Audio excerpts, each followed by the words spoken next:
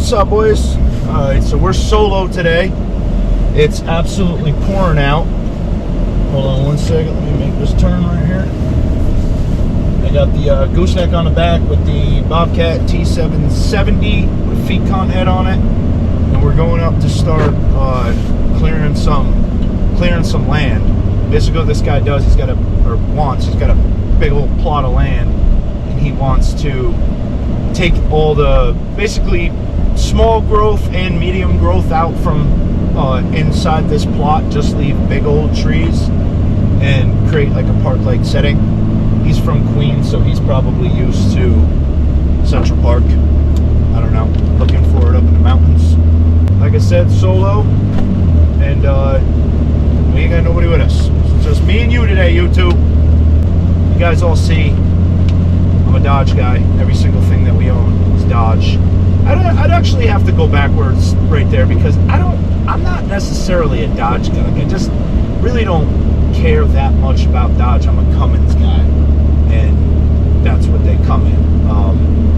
I will say I absolutely despise Power Strokes. People will hear me saying a lot that I hate Fords, but that's not really the truth. I really, really do like the look of the Ford, the F-350 dualies. I like how instead of, I'm in a dually right now, and the Dodge dualies just sort of flare out into one big piece, and it just looks like it's got a fat ass. Not that it's an ugly truck. I don't think it's an ugly truck, but the way that they almost boxed the Fords, I just really like the look of them. But you can't get a Cummins head on. Would I buy a brand new Ford if it came with a Cummins? I might. I don't know. I might. I think I've talked too much shit about Ford over the years at this point to have anybody around me, friends or family, have any more respect for me if I did buy a Ford. But then again, I just moved from Bobcat to Kubota. I was recently shopping for a new skid steer, and I found out that Bobcat was bought out by Doosan, and now every single motor in them is a Doosan, and I really like Kubota engines. If anybody watches this that has any knowledge about them, they're unreal, like unmatched. They're so reliable, it's ridiculous. So that's why I bought a Kubota, which to me was like walking from a Dodge dealership and going into a Ford dealership. So I'm trying at this point in my career to try to get rid of my blind loyalty to certain things. I actually tried a few years ago to switch from Husky, not necessarily switch, but I came up on steel chainsaws. My father ran steel. I know back in the day he used to run Husky bucket saws. Some people call them top handles, the little saws if you don't know what that is. But for the most part, it was all steel. So then when I started going and working and doing my own thing, I bought all steel. And then I said to myself, I'm like, I don't really know much about Huskies. Let me buy some Huskies and see how it goes out. So we bought 2 or 3 Huskies, and within 6 months, I just did not like them. Now, 2 of the Huskies were the exact same models. Don't remember what models they were. And we started having problems with both those saws in the same problems. I know, I can't remember what the hell thing was, but they both had the same problems. We would get them fixed, they'd come back and the same problem happened again, which tells me it's just a straight design flaw. And it wasn't just coincidence that both saws had the same thing going on. So, but anyway, trying not to do blind loyalty. And another thing that I like here, I'm gonna take my seatbelt off for a second, is I don't know, that machine's like 12,000 pounds. I'm heading up a pretty damn steep grade. This is Hunter Mountain in New York. It's really long, and it's very steep. And like I said, I have no problems going up the mountain at all, so I'm not beating it either. You might look at it and go, 35 miles an hour, what the hell? But if you had this on the back,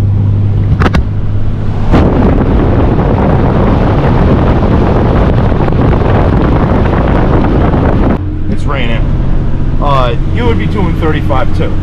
Now if you're a Power Stroke guy and you're like, oh, well, I could have got my Ford, I would do 50 miles an hour. maybe you would have. I don't know. But I've not ever had good luck with that. I don't just talk shit about Duramaxes and Power Strokes because, man, I'm gonna catch some hell on this if anybody watches this. That's a Power Stroke guy.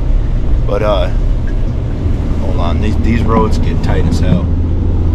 But I have towed with all of them. I've towed with all of them. If I had to pick one between the Power Stroke and the Duramax, it would absolutely be a Power Stroke though. So I went on that. Duramaxes are nasty with nothing on them, and as soon as you put some weight on them, from my own experiences, they don't do shit. So anyway, I'll stop blabbering, and we'll get it on camera when I get there and we start unloading. Alright, we're here. I had to change jackets because I forgot my vest. So we're gonna get this sucker unloaded here. I think what we'll do first is unstrap these bad boys quick. My boy Nick is always killing the game with the bungees, making sure we don't get any tails whipping around over here. I think it's gonna be a mud fest out here.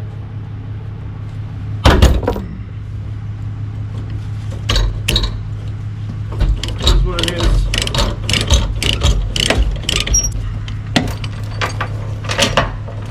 Throw these right in the back of the truck. One.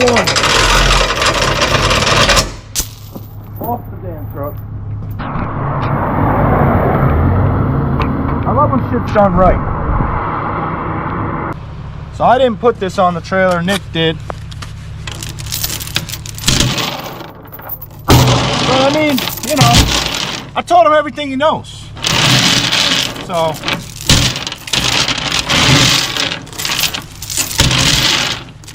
when you're chaining machinery down, you really got to take your time, especially if you're going quite far. Take your time and just do everything right. I think half the reason shit goes wrong or things aren't right is because people are rushing. Sort of like boating. If you rush and you're a boater, you're gonna forget something's gonna go wrong. I'm a boater. I like boating. I want a bigger boat. But you can't rush during boating. You fucking can't. Now look, Nick even went as far to strap these down because they rattle and they're so loud. Even with the things latched to them to keep them down, they're just loud. So, good job, Nick.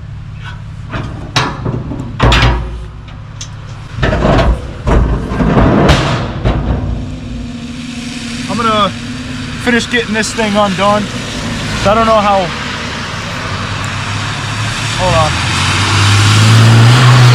Not exactly sure how waterproof this GoPro is, so I'm gonna take it out of the rain for a little bit. Alright, so it's raining pretty good out here, so I'm not sure if I'm gonna be able to get like a proper shot. But I noticed first thing off, I mean, this was only, I just cleared this out in about 15 minutes and it was about as thick as that. The only thing that I've really noticed so far is the machine works a whole lot better in reverse. I know it's not designed that way, but if you run over some shit and come back, it's clean almost, you know. So it's definitely a hell of a lot better in reverse. So I'm gonna jump back in and keep rocking. If the rain slows down a little bit, I'll get you a shot of it, maybe coming at it or something. But I'm gonna let it slow down for now. It seems to work a hell of a lot better in reverse. I mean, for the most part, it eats up whatever the hell you want it to eat up.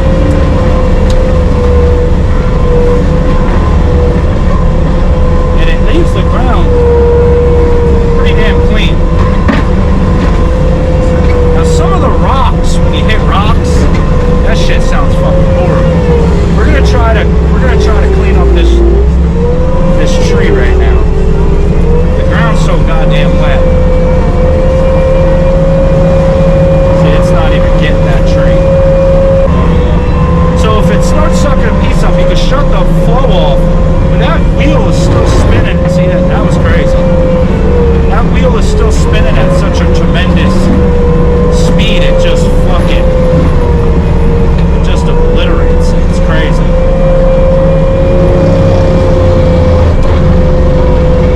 If it's a decent sized log, maybe 6 inches, you can skin the top off of it, and then it sort of just sucks the rest of the piece in.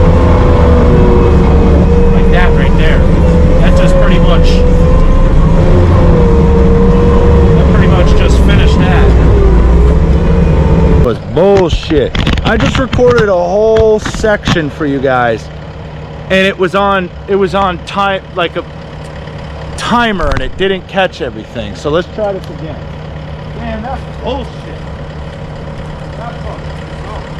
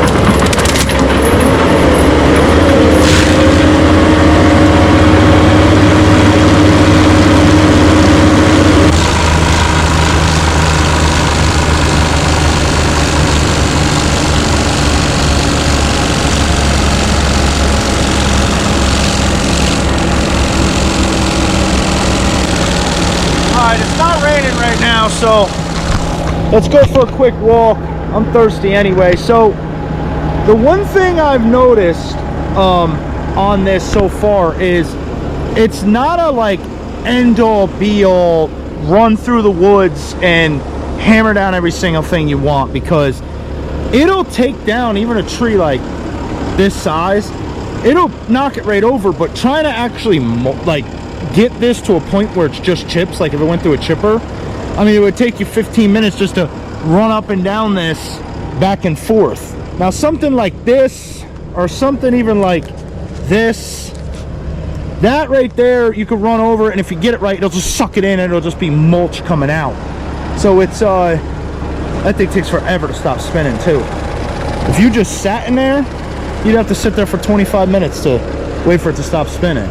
So yeah, it's definitely not an end all be all, like, you know, run through the woods and cut down everything. I don't know if anybody's expecting that it's supposed to be that, but basically what I did is I cut in a U shape at the beginning where these yellow trees are, came around and then cut in another road, and I just been sort of working the middle up. I've been running back and forth, and I would do a little bit at the house side, and then I would go back at this side to where you can't see it right now because it's so foggy, but there's a ski slope right there. If I was standing here, it's a clear day, you can see people come down the mountain. So in order to keep the lines connect from like one end to the other, I'll just do a little bit this way, I'll come to the other end, come this way, trying to keep the line direct I don't know on camera if you can see it right now, but you can actually see the front of the house, where before, if you walk to the house and you walk 20 foot in the woods, you turn around, you wouldn't see the house at all. So it's slowly coming along, but like I said, it's definitely not a end all be all. Just mow down through the woods and you're good to go. A lot of stuff will fall, like this stuff right here. This stuff falls, and it falls on a pile of rocks, and then I can't mulch it down because I'm not going to go slamming a bunch of rocks. So it's you know, it's working good. It definitely saved a considerable amount of time in terms of trying to cut it with chainsaws and manpower it out. Like that just wouldn't work. Here, I don't know if you've seen this bad boy before, but I love this thing.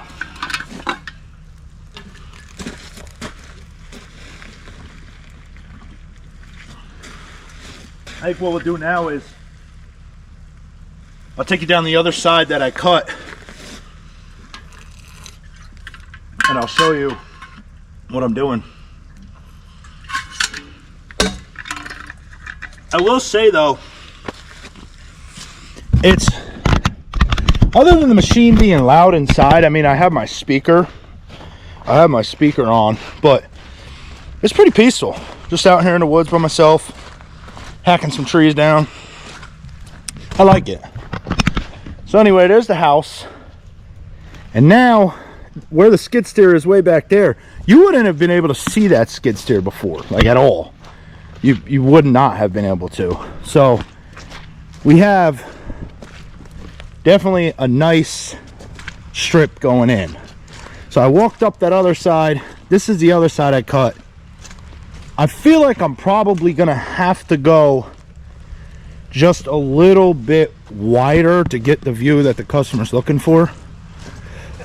But that's okay. We'll go wider. What his plan is to put in a sunroom out front, so when they're sitting in the sunroom they could see out to almost the ski slope. So we're gonna jump back up in here. I'll see if I get a couple other views. I have had to get 3 or 4 trees off the top of the skid steer. They'll fall and then they'll slide sideways and land on top, which is a pain in the ass. Right now what I'm doing is change batteries. I'm gonna see if I could get a good view from like high up top. All right, we'll try that. See if we can get up. I'll give that a couple minutes.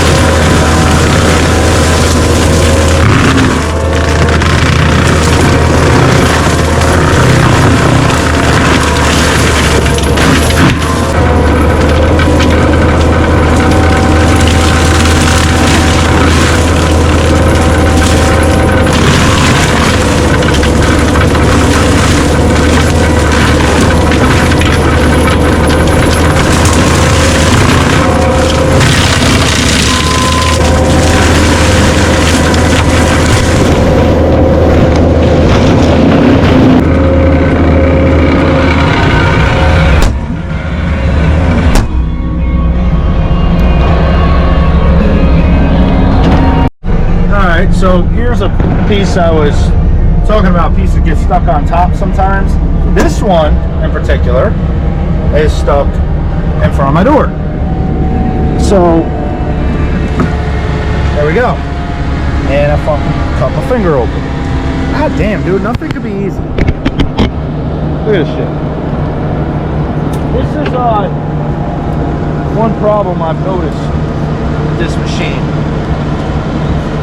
We're gonna have to shut this door now. These fucking chickens stuck. It's a pain in the ass. And you clearly cannot see out of the windshield whatsoever. And these plexiglass, they call them bulletproof windows, they don't have windshield wipers. I mean, maybe some do, but I don't even know how you can hook it up with that. I mean, the hole's there, but it doesn't seem like it works. All right, that'll work. All right, so quick update. I just got off the phone with the customer. I did exactly what we had discussed.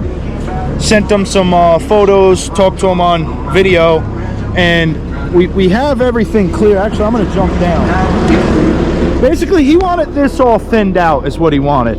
I know the ground looks like shit now, but it will look good, you know, by middle of summer. It'll be fine. Plus, when I'm all done, I'll grade it all out so it's nice and flat. But anyway, it's nice and cleared out, and he doesn't like it. So he decided that he wants to cut some more. So what I'm gonna do right now is I'm gonna go knock over everything I could possibly knock over with the Fecon head. I'll grind the stumps out with the Fecon head, and then whenever it stops raining here in upstate New York, we're gonna come in and we'll probably get the chipper up in here and get everything chipped up. So let's do that.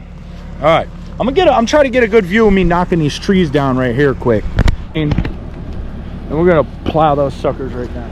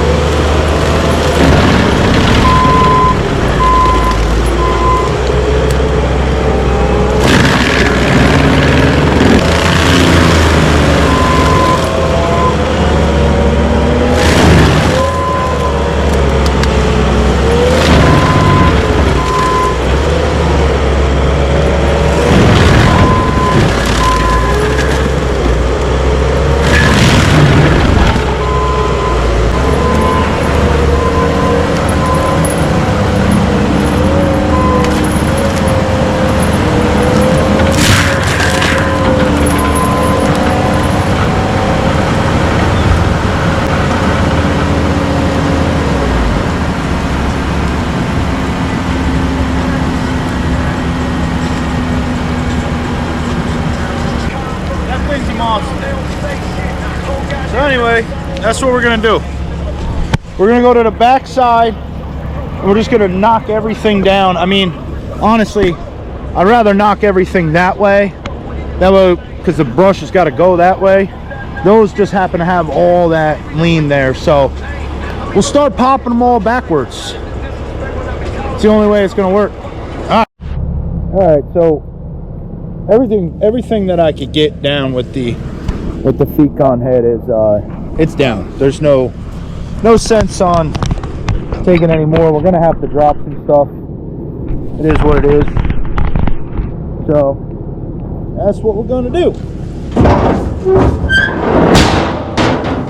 Get this bad boy loaded up. She's dirty too. She's gonna need a bath. She's stupid dirty. I wish I had something right now to clean them damn tracks out. Got a big stick or something, but I'm gonna get this bad boy loaded up, and I'm gonna end the video right here. I'll probably put this video up, so if you're watching this video and there's not an ending to it, there'll be a part 2, because it's raining. It's not gonna stop raining, and I don't think I'm gonna be able to get I don't think I'm gonna be able to get back to this job anytime soon to try to finish that up. So all right, thanks for watching. Stay tuned for part 2.